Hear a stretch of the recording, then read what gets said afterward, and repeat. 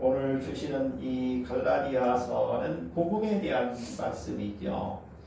오늘 제목을 하나님의 아들됨이다. 하나님의 아들이 누구예요?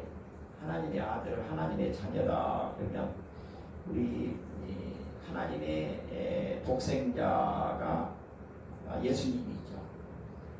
그리고 또 우리도 교회에 나오는 모든 성도들은 나이에 상관없이 나이가 많고 적고 빈부 차이가 없죠.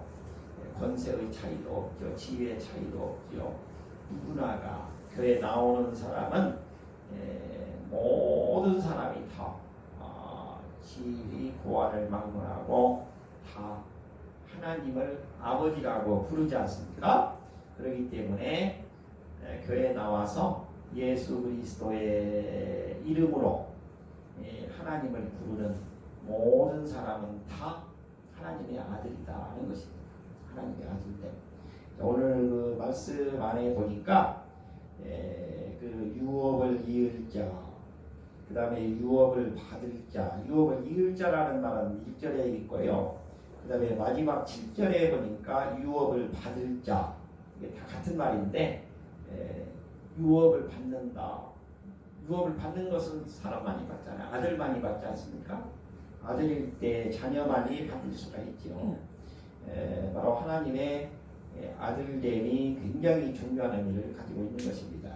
자, 이 갈라디아서를 우리 그 바울 선생님께서 갈라디아 지역, 소아시아 지역을 그 전도를 해서 교회들을 많이 세워 놓았습니다. 그 갈라디아 지역에 여러 교회들이 세워져 있는데 그 우리 요한계시록에 들어가 보시면은 7교회가 나오죠. 다 갈라디아 지역에 있는 교회들입니다. 그 교회들을 세워놓고 그리고 또 다른 지역으로 이동해서 지금 전도를 하고 있는데 그 갈라디아의 교회들이 그 이상한 그 믿음으로 구원받는다라고 그렇게 전했는데 다시 율법으로 돌아갔다 하는 소식이 들려오는 거예요.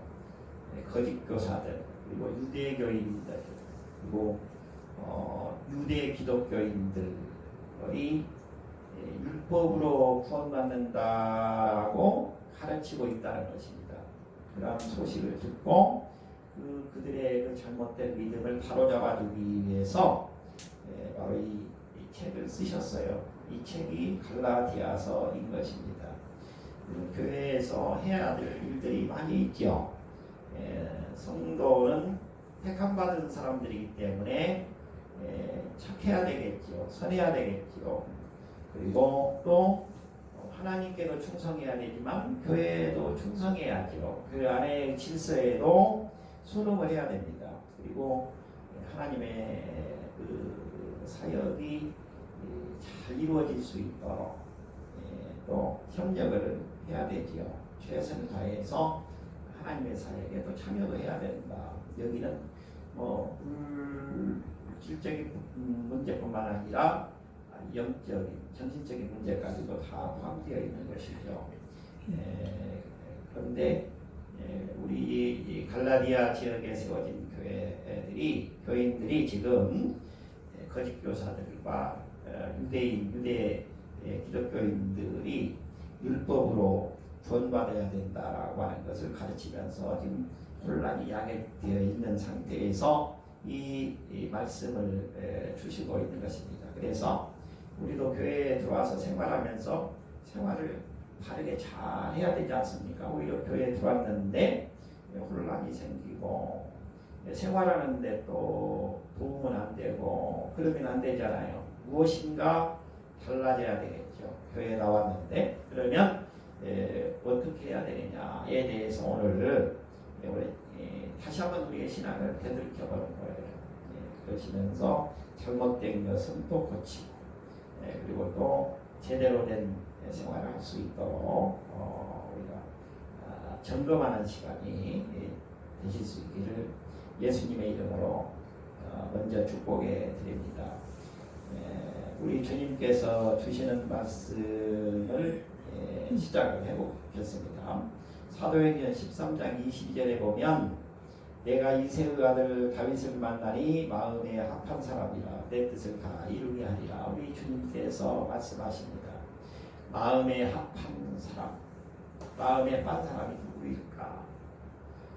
나를 전적으로 따르고 믿고 순종하고 내가 무슨 말을 하든지 간에 틀림없다라고 믿고 따라오는 사람이 순종하는 사람이며 마음에 합한 자가 되겠죠. 다윗은 하나님이 보실 때 하나님의 마음에 딱 들어맞는 사람이었다는 것입니다.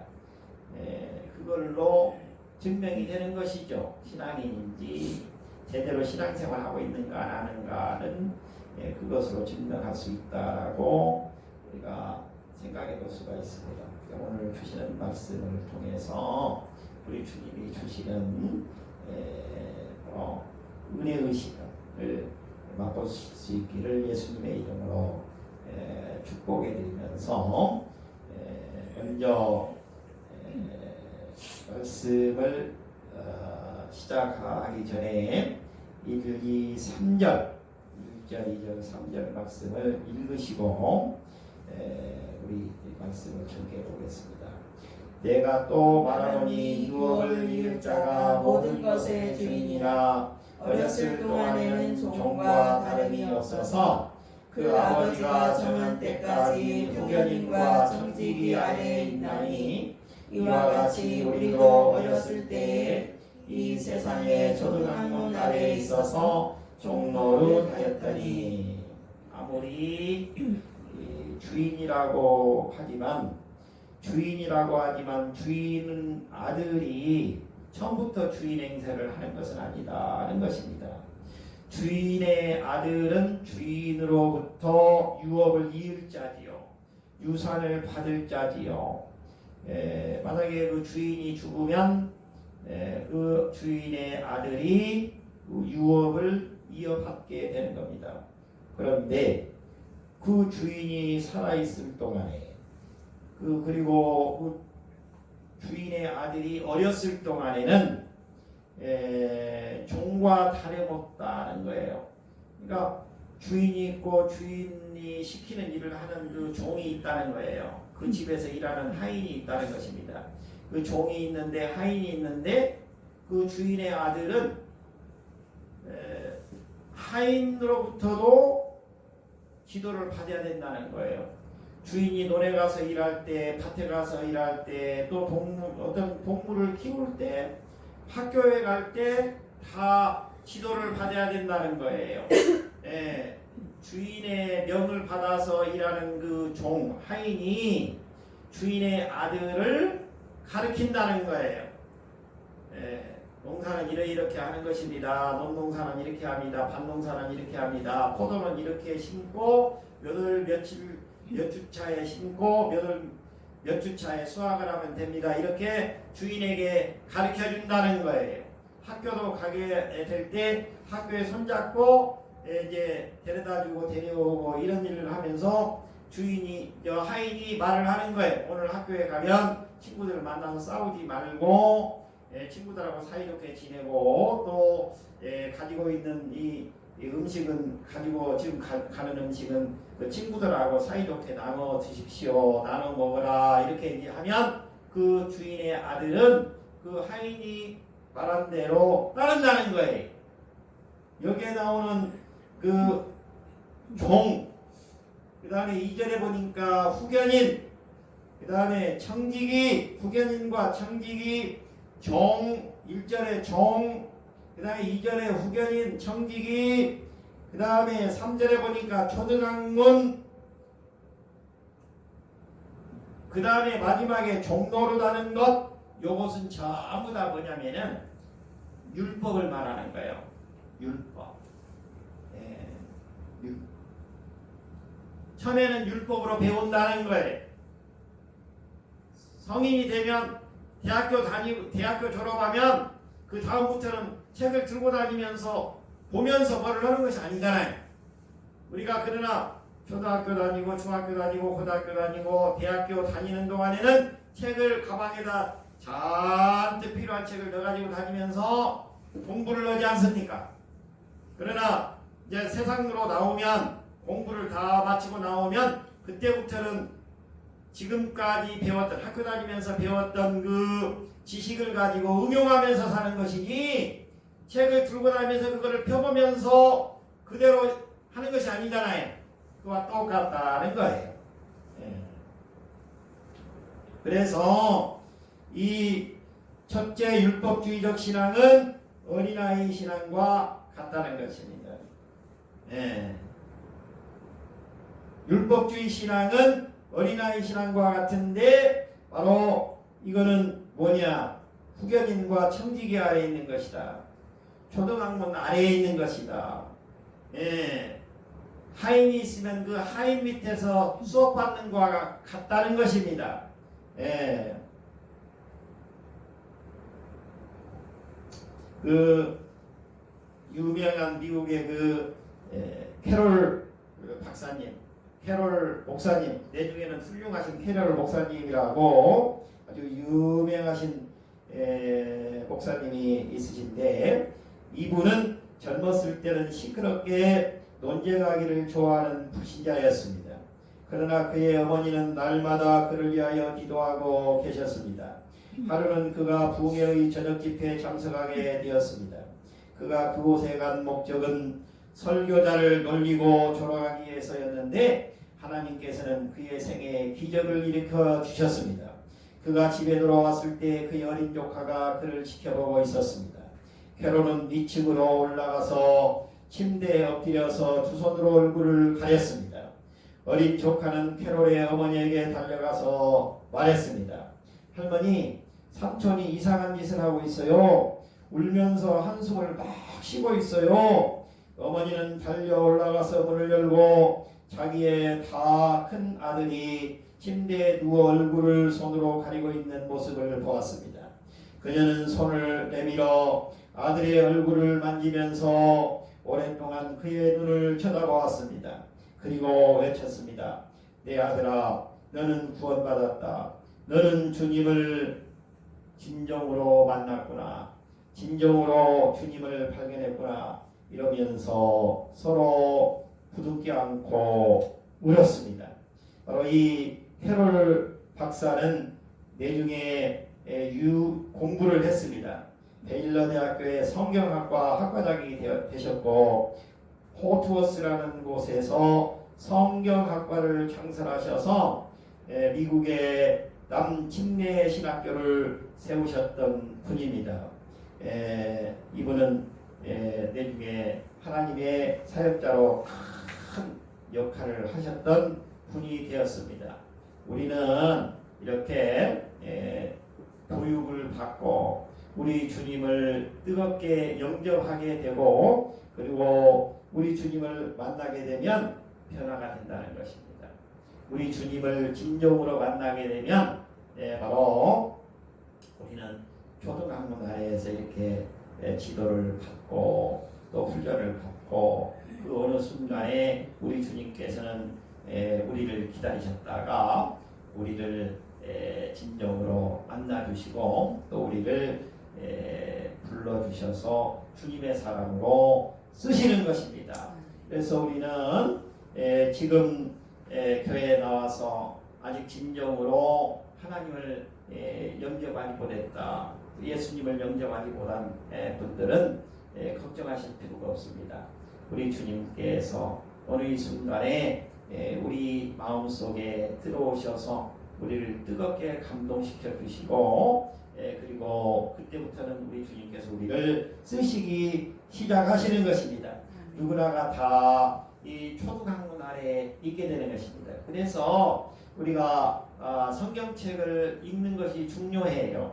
이거는 우리가 율법적이다라고 따지지 마시고 성경책을 읽고 우리 주님께서 주신 이 성경책을 읽고 또 주님의 말씀으로 받아들이고 하다 보면 우리 주님께서 어느 순간에 우리 안에 들어오셔서 나와 함께 일하고 계신 것을 우리가 체험할 수 있게 됩니다. 그리고 두 번째는 하나님께서는 작정하신 때에 일하신다는 것입니다. 하나님께서는 작정하신 때가 있습니다. 자, 4절과 5절을 같이 읽어보겠습니다. 때가 참에 하나님이 그 아들을 보내사 여자에게서 나게 하시고 율법 아래에 나게 하신 것은 율법 아래에 있는 자들을 속량하시고 우리로 이들의 명분을 얻게 하려 하시니라. 여기 보면 아까 앞절에도 있었습니다. 2절에 보니까 그 아버지가 정한 때까지라고 했는데 그 아버지가 정한 때까지가 언제예요? 훈련받는 기간인데 초등학문 그 아래에 있는 거예요. 율법 아래에 놓여 있는 것이죠. 네, 때가 참에라고 했는데 때가 참에는 그 아버지가 정한 때까지 똑같습니다. 같은 말인데 바로 예수님께서 오셨다는 것입니다. 예수님께서 오셔서 예수님을 우리가 영접했다는 것입니다. 우리가 예수님을 영접한 순간 우리의 삶은 완전히 변화되게 됩니다. 그래서 때가 찼기 때문에 하나님이 그 아들을 보내서 여자에게서 나게 하시고 율법 아래에 나게 하신 것은 율법 아래에 있는 자들을 속량하시고 우리로 아들의 명분을 얻게 하려 하십니다. 우리 독생자로 오신 예수님과 같은 우리도 예수님과 손잡음으로써 바로 하나님의 아들이 되게 해 주시기 위해서 바로 때가 찼을 때 우리 예수님이 이 세상에 오셨다. 우리 예수님을 보내셨는데 바로 그분은 우리하고 똑같은 심정을 가지신 분이라는 거예요. 우리도 율법 아래 놓여 있었는데 바로 예수님도 세상에 오셔서 여자에게서 나시고 율법 아래에서 나셨다는 거예요. 그것은 우리가 율법 아래에 놓여 있는 우리들을 속량해 주시기 위해서 죄를 면해 주시기 위해서 구원받게 하시기 위해서 아들의 명분을 갖도록 하기 위해서 바로 이 세상에 우리와 똑같은 신분으로 오셨다는 것입니다. 그러나 우리 예수님이 오셨지만 우리는 바로 예수님과 같은 바로 신분은 아닌 것이죠. 우리는 바로 이 사탄의 영향력 아래서 놓였던 우리가 예수님이 오심으로 말미암아 예수를 손잡게 되므로 천국 백성으로 신분이 변화되게 되었다는 것입니다. 따라서 우리는 우리 주님이 우리를 인도하시는 대로 우리가 변화된 삶을 살아갈 수 있도록 해야 된다. 내가 무엇을 계획할 필요도 없고 내가 무엇을 막 만들어서 하려고 할 필요가 없다는 거예요. 주님께서 가장 자연스럽게 우리를 인도해 주시는 대로 우리가 살아가려고 해야지 내가 무엇을 만들어서 억지로 하려고 하다 보면 그 일로 인해서 문제가 얽혀서 제대로 해야 될 일도 못하게 되고 하나님께서 우리를 통해서 하시고자 하는 일들이 엉클어져서 또 시간만 지체될 수가 있다는 것입니다. 신앙이 좋은 할머니 한 분이 계셨습니다. 그 할머니는 외롭게 홀몸으로 거동이 불편하고 의지할 곳이 없이 외롭게 살고 계셨는데 아무도 그녀를 거들떠보는 사람이 없었습니다. 그런데 어떤 신혼부부는 어머니처럼 그 할머니를 모시기로 했습니다. 이 할머니는 여생을 평온하게 사셨습니다.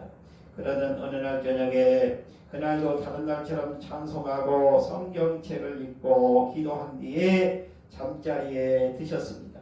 그런데 아침에 기척이 없어서 젊은 부부가 방에 들어가 보니 주무시듯 세상을 떠나셨습니다.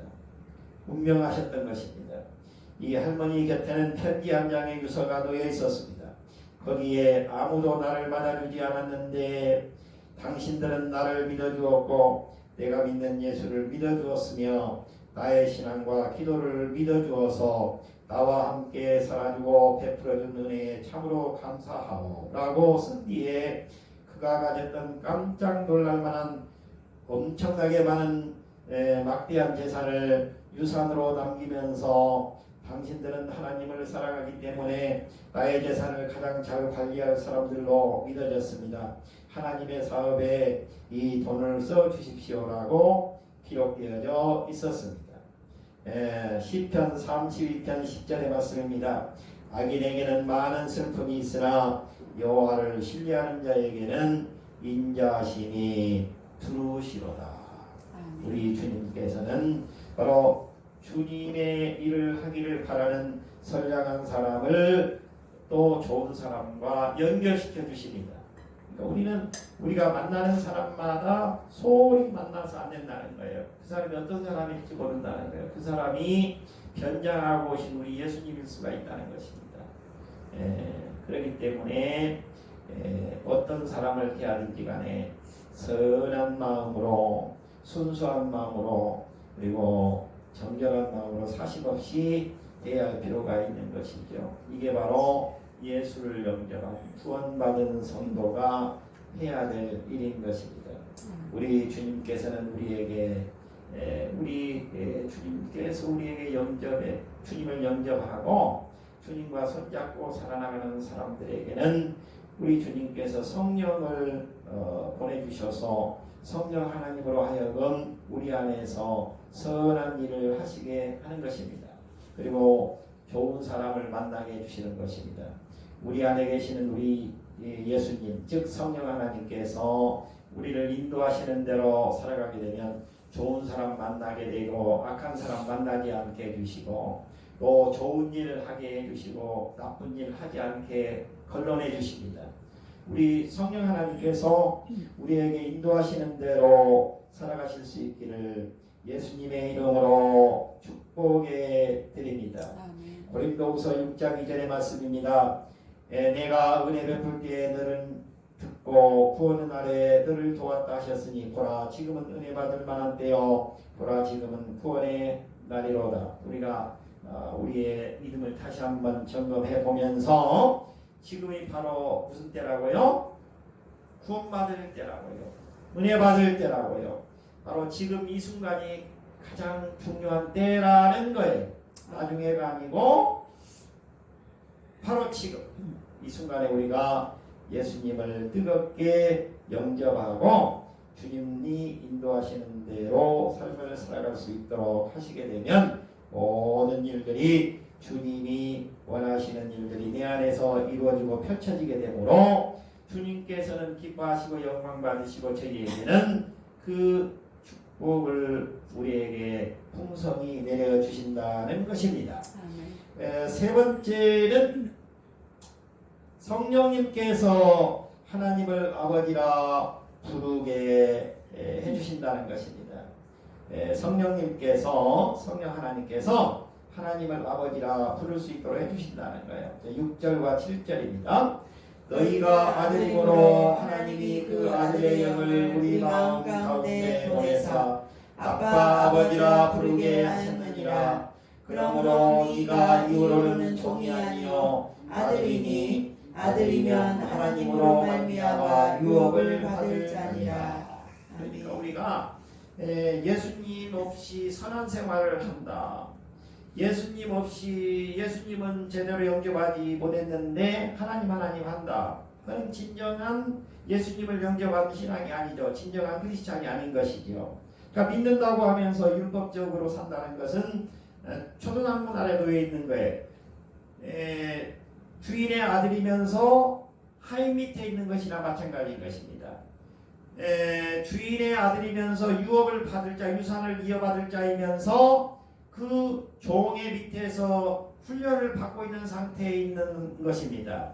우리는 바로 빨리 예수 그리스도를 온전하게 영접하고 바로 그 초등학문 상태에서 율법 상태에서 벗어나야 되는 것입니다. 온전히 예수 그리스도를 믿고 주님만으로 우리가 기뻐하며 살아갈 수 있는 우리의 모든 것이 다 우리 예수 그리스도로부터 시작되어서 예수 그리스도로 끝난다라고 생각을 하고 바로 우리가 살게 되면 우리 주님께서 우리에게 우리 주님이 영광 받으시고 우리에게 그 받으신 영광을 되돌려 주신다는 거예요. 그 우리에게 예수님께서 받으신 영광을 우리에게 돌려주시는 그 영광은 아주 특별한 은혜로 우리에게 임하게 되는 것입니다. 축복으로 임하게 되는 것입니다. 따라서 우리 예수 그리스도를 온전하게 영접한 사람은 바로 내 안에 오신 예수님, 즉 성령 하나님께서 하나님을 아빠 아버지라고 부를 수 있게 해주신다는 것입니다. 그래서 나도 예수님과 마찬가지로 예수님께서 하나님을 아빠 아버지라고 부르시게 된 것처럼 나도 우리 하나님을 예수님 중보 삼아서 아빠 아버지라고 부를 수 있다는 것입니다. 그러면 내가 아빠 아버지라고 부르신 우리 하나님께서는 바로 하나님이 주시고자 하는 그 유산을 우리에게 풍성히 내려주신다는 거예요. 부모가 자식에게 모든 것을 다 주면서도 아낌없이 주면서도 그것은 아깝다 그렇게 생각하지 않잖아요.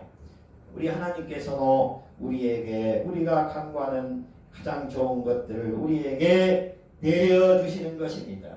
우리 주님께서 주시는 그 놀라운 은혜와 사랑과 축복을 풍성히 받으실 수 있기를 예수님의 이름으로 축복해 드립니다. 빌리 그레이엄 목사님과 사역을 같이 했던 한 앞을 못 보는 분이 계셨습니다.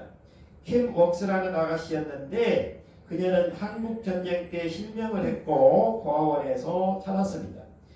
어떤 미국 중사의 도움으로 미국으로 건너가서 인디애나 주립대학을 마치고 또 오스트리아에서 성악을 공부하여 훌륭한 성악가가 되었습니다.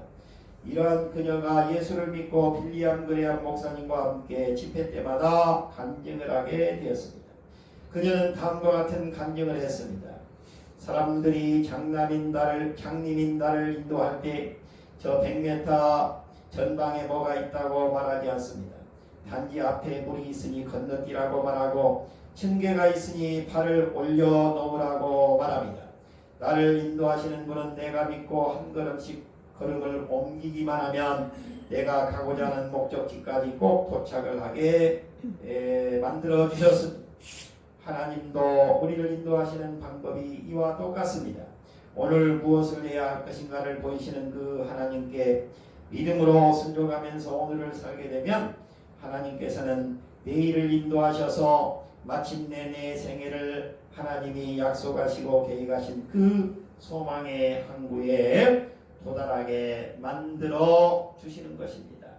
우리도 우리 주님이 보내신 주님, 예수님이 보내신 예수님, 즉 성령 하나님을 뜨겁게 영접하고 성령 하나님께서 바로 우리 안에 계셔서 하나님을 아빠 아버지라고 부를 수 있게 해주신 그 은혜를 감사해서 주님이 저희를 이끄시는 대로 주님께 모든 것을 맡기고 나가는 삶을 살게 되면 우리 주님께서 우리에게 풍성한 축복을 내려주실 줄 믿습니다.